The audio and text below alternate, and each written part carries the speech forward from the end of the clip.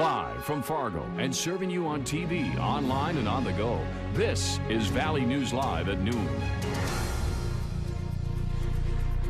We begin today with breaking news. In just over an hour, West Fargo Public Schools will address a drug problem within the school district. Parents received an email this morning telling them that fentanyl has been discovered. And according to the email, the dealers are students or recent graduates. West Fargo Schools says it's crucial to talk to your kids about the dangers of drug use and addiction, especially during prom and graduation season and as summer approaches and kids are no longer in school. We have the full letter from the school district online. Just go to valleynewslive.com and click on this story. The news conference will be at 1:30 this afternoon. We will be there and we will stream it live on valleynewslive.com. So continue to stick with us for updates on this breaking story. And new for you at noon, the Grand Forks Police Department is asking the public to help identify a person of interest.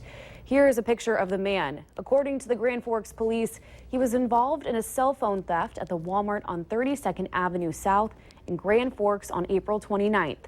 Anyone with information is asked to contact Detective Todd Redinger at 701-787-8011. It's Friday, time to take a look at this week's Valley's Most Wanted. Police say 35-year-old Kevin Alexander is wanted for felony theft of property.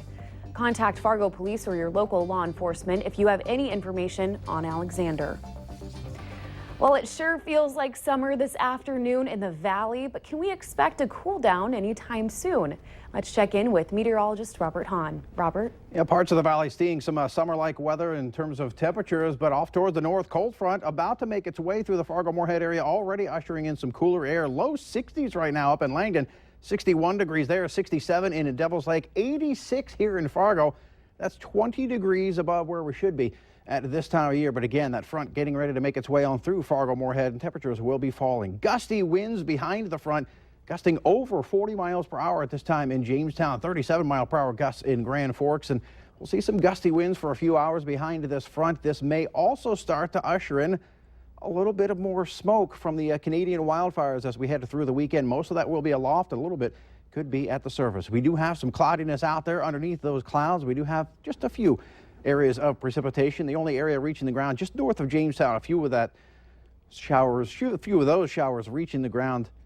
But overall, most of us will remain dry, just not a lot of moisture for that front to work with. Today, we're right about at our high. Tomorrow, sunny skies and cooler. We do have a look at the Mother's Day forecast, as well as a look at next week's forecast coming up in just a few minutes. Perfect. Thank you so much, Robert. You got it. Well, Garth Brooks kicked off his 4-concert stretch in Fargo last night, and it was nearly a sold-out crowd. His first time in Fargo since 1998. The Valley Today's Lisa Bedeau was at the concert and got to do a one-on-one interview with Garth before the show. People here are crazy. 4 concerts sold out right away. Clearly, we love you.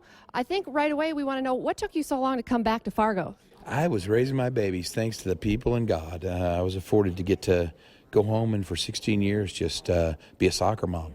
And it was fantastic. Greatest days of my life. And got to know this young lady very well, along with 3 other young ladies. You got to know them very well. And I got to tell you, I would not trade a day for that. What inspires you not only to write your music and perform, but keep the energy to perform as many shows as you do? I think it's all about real life. And that's what kind of gives you your inspiration to do music, because I love real life, as tragic or as funny as it can be. But I think what inspires you to do this, and you'll see tonight, you'll go, why wouldn't anybody want to do that? Because you're in a room full of people who love the music, and so you're kind of all on the same side, and then you get this party started, and the truth is, I'm hoping we're 20 seconds in and the party's already off and running, and they're leaving me behind, because I love to play catch-up on nights like this. You're going to be in Fargo for a couple of days here. What do you want to do? What would you like us to do for you while you're here? You know what? I'm a pretty simple guy. I like to eat.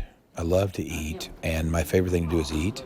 So, we'll be around testing all the local stuff. And what's cool, they kind of spoil you here, is they'll start sending you stuff too.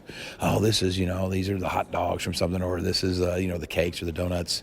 We were up in Portland where they had two big donut companies just going at it, and every day they just kept shipping them in, and you trying each one, and it's very spoiling. So that's kind of what we do. And like I was telling you before, there's 50 of us. We do everything together. The only color that we bring is black. I don't know why, but so we're like a little dark cloud that just kind of floats around the city. So you'll see us. We can't hide. We all love your classics. We're going to hear that in the concert as well. Your new stuff, but the ones that we know all the words to. Why is it so important that you still play those songs? Amen. Well, those songs have kind of made the leap of time, and like I said before, at the risk of repeating myself, I go to concerts still, and nothing bothers me more than to go to see some guy I love. And he just dumps a whole new album away. I'm like, dude, I love you. I'll get the new album, or I've got it, but I haven't learned it yet, Where's the old stuff? Where's the stuff I came to hear? So we're very conscious of that and very proud of our old stuff. And if you're going to tonight's concert, the doors open at 5:30 and the show starts at 7.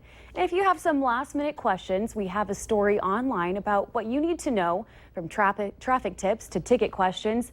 So just go to valleynewslive.com and click on the story.